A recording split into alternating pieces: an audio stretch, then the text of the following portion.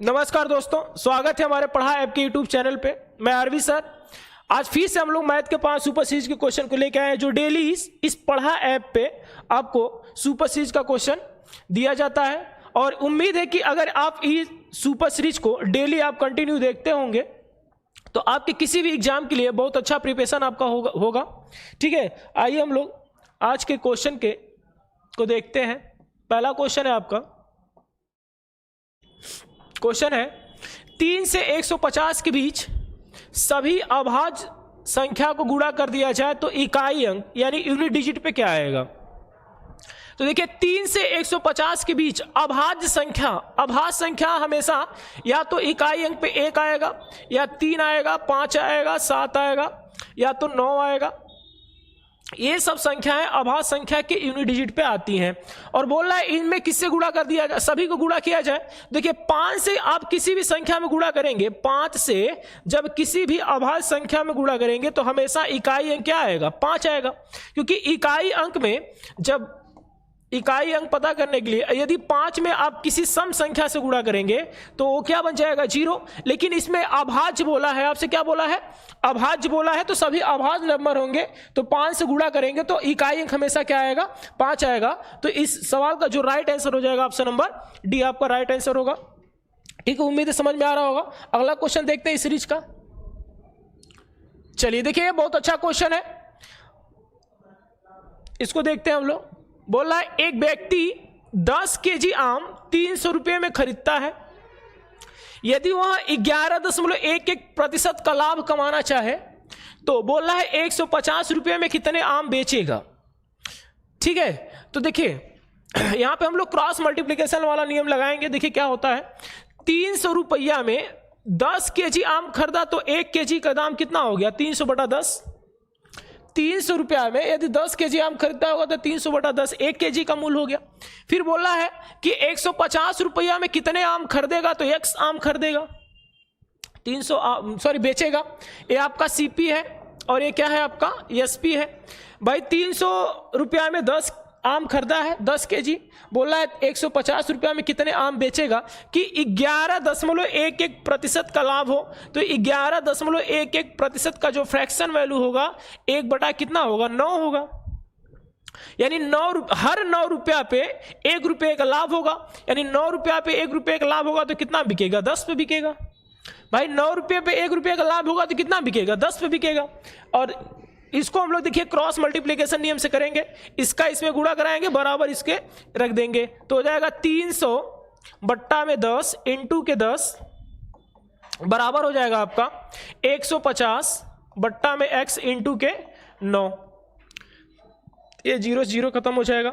150 से 300 काट देंगे, 2 बार में खत्म हो जाएगा। x बराबर हो जाएगा 9/2 यानी कितना, 4.5 केजी। 4.5 केजी जो वो व्यक्ति आम बेचेगा तो 11.11% का प्रॉफिट होगा उसको। ठीक है, फिर से देखते हैं एक बार, समझिए बहुत आसान सा होता है नियम। देखिए 300 रुपया में 10 केजी आम खरीद रहा है तो 1 केजी का मूल्य निकाल लिया हम लोगों ने। फिर बोल रहा है कि 150 रुपया में कितने आम बेचेगा कि 11.11% का प्रॉफिट हो। तो 150 रुपया मान लीजिए x आम बेचेगा। ठीक है, तो इसमें 11.11% का फ्रैक्शन वैल्यू 1/9 होता है। हर 9 रुपया पर 1 रुपये का लाभ हो रहा है तो 9 रुपया की वस्तु 10 में बिकेगी। क्रॉस मल्टीप्लिकेशन कराएंगे, इसका इसमें गुणा कराएंगे, बराबर रख देंगे 150/x इंटू 9। यहां से x का मान निकालेंगे, कितना आ जाएगा, 4.5 केजी। यानी 4.5 केजी 150 रुपया में बेचेगा तो उसको 11.11% क्या हो जाएगा, प्रॉफिट होगा। अगला क्वेश्चन देख रहे हैं। चलिए देखिए, एक क्वेश्चन है आपका, परसेंटेज का क्वेश्चन है और बहुत अच्छा ही क्वेश्चन है।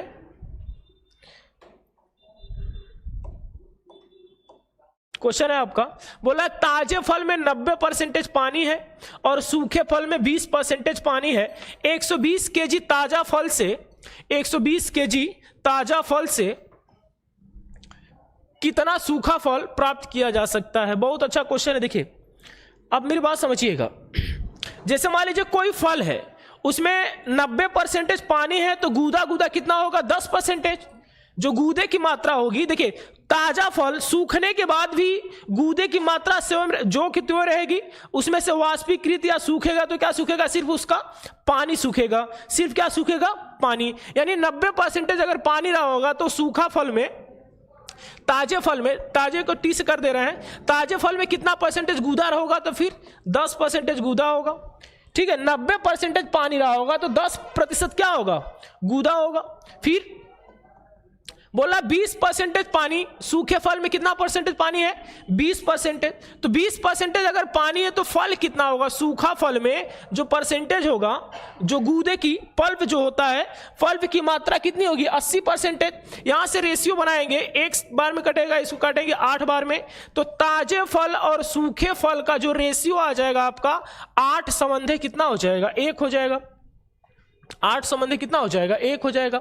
अब आपको बोल रहा है कि ताजे फल का 120 केजी है, तो ताजे 8 यूनिट का मान 120 केजी है, 15 वाट है 120, यानी 15 गुना है। कितना गुना है इसका, 15 गुना। ताजे फल 8 हमारे हिसाब से 8 यूनिट था, उसके हिसाब से 120, यानी हमारे कितना गुना है, 15 गुना। तो जो सूखा फल होगा 120 केजी में कितना सूखा फल प्राप्त कर सकते हैं हम लोग, केवल सूखा फल प्राप्त कर सकते हैं केवल कितना केजी, 15 केजी, क्योंकि 1 यूनिट का मान 15 आया तो 1 यूनिट ही सूखा फल है। तो जो आपका राइट आंसर होगा ऑप्शन नंबर कौन सा हो जाएगा, सी वाला राइट आंसर होगा। तो उम्मीद है समझ में आ रहा होगा। फिर से एक बार देखिए, 90% अगर पानी है तो सूखा जो उसमें फल होगा, जो गूदा होगा, जो गूदे की मात्रा होगा कितनी होगी, 10%। सूखे फल में 20% पानी है तो उसमें गूदे की मात्रा जो होगी कितनी होगी, 80%। यहां से हम लोग ताजे फल और सूखे फल का रेशियो बनाएंगे तो 8 संबंधी कितना का हो जाएगा, 1 का हो जाएगा। 8 रेशियो का मान 120 दिया है, यानी 15 गुना दिया है। आपसे सूखा फल पूछ रहा है तो 1 सूखे फल का 1 है तो 1 का मान कितना हो जाएगा, 15 केजी, जो ऑप्शन नंबर सी में है। तो ठीक है, अगला क्वेश्चन देखते हैं इस सीरीज का। अगला क्वेश्चन है आपका, दो संख्याओं का एलसीएम दिया है 168 तथा उनका महत्तम समापन यानी एचसीएफ 12 है।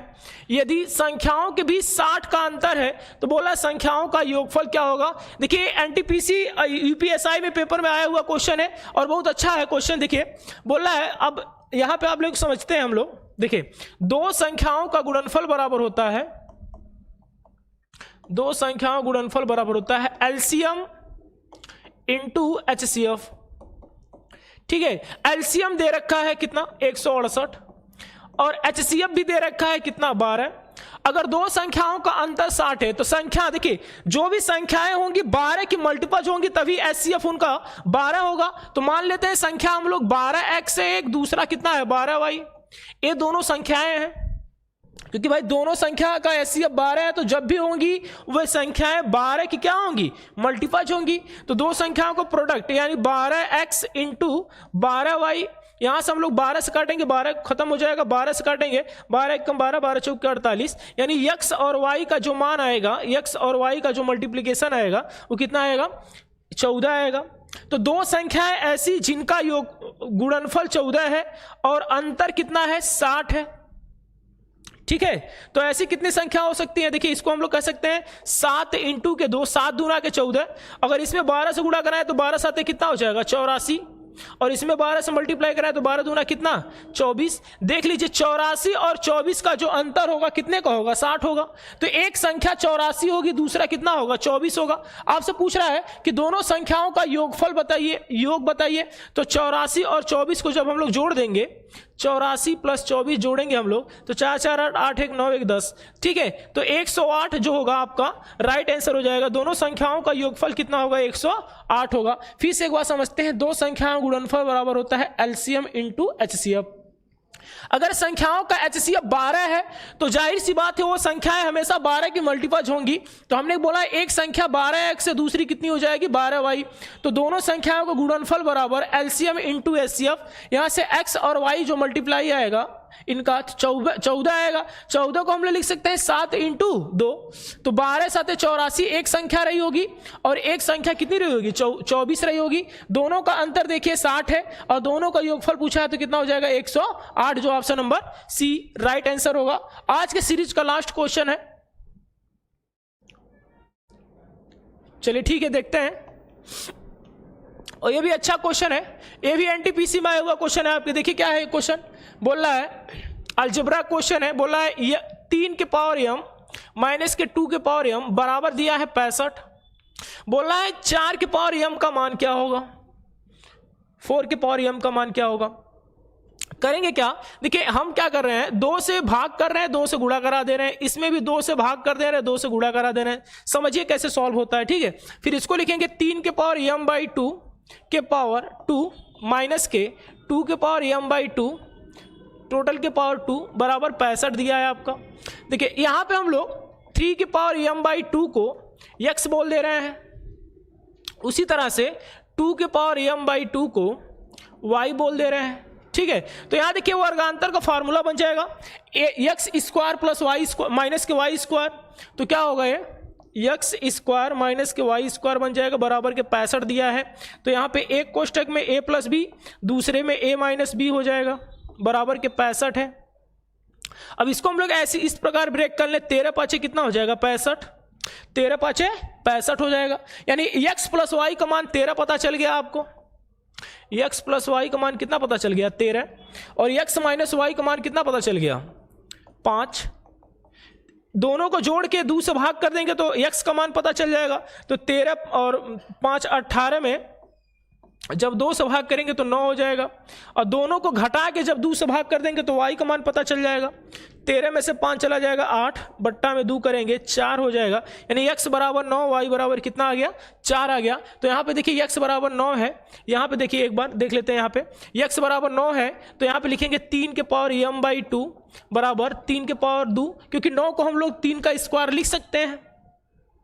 तो आधार समान तो घात समान हो जाएगा, आधार समान तो घात समान, तो m बाई 2 बराबर के 2 हो गया, m बराबर कितना हो गया 4, m का मान कितना आ गया आपका 4 आ गया, ठीक है। तो जब यहाँ पे 4 के पावर 4 रखेंगे तो 4 चौक के 16 चौक के 64 चौक का 256 हो जाएगा, जो ऑप्शन नंबर सी में दे रखा है। और बहुत अच्छा सवाल है, आप देखिए इसको हम लोग ऑप्शन से भी कर सकते थे। देखिए कैसे कर सकते थे, ये तो होगी लगाने की मेथड, आपको इसको ऑप्शन से हम लोग कैसे कर सकते हैं देखते हैं। देखिए यहाँ पे 4 के पावर m है, 4 के पावर m है, अगर 64 रखेंगे तो 2 को हम लोग 2 दूना 4 दूना 8 दूना 16 दूना या 2 के पावर 4 रख सकते थे, तो दोनों का आधार बराबर होना चाहिए। तो यहाँ पे देखिए इसमें से 343 तो होवे नहीं करेगा क्योंकि 7 का क्यूब होता है 256, 4 के पावर इसको हम लोग 4 लिख सकते हैं, ठीक है। तो यहाँ देखिए आधार समान तो घात भी क्या हो जाएगा बराबर हो जाएगा, तो m का मान कितना आ जाएगा 4। तो यहाँ पे m का मान यहाँ भी एक बार रख के चेक कर लेंगे, देखेंगे यहाँ पे देखिए 3 के पावर 4 अगर रखेंगे तो 81 हो जाएगा, 2 के पावर 4 रखेंगे 16 हो जाएगा, दोनों घटाएंगे कितना हो जाएगा 65। तो हम लोगों को यहाँ से डायरेक्ट em की वैल्यू पता कर लेते, 4 होता तो डायरेक्ट आपको आंसर मार देते, कौन सा हो जाता 256, इस सवाल का राइट आंसर हो जाएगा। बाकी लगाने का तरीका आपको हम बता दिए हैं, ठीक है। तो आज के लिए बस इतना ही। अगर वीडियो अच्छा लगे आपको तो इसको ज़्यादा से ज़्यादा शेयर कीजिए अपने दोस्तों में, ठीक है। वीडियो को लाइक शेयर सब्सक्राइब जरूर करिए। धन्यवाद।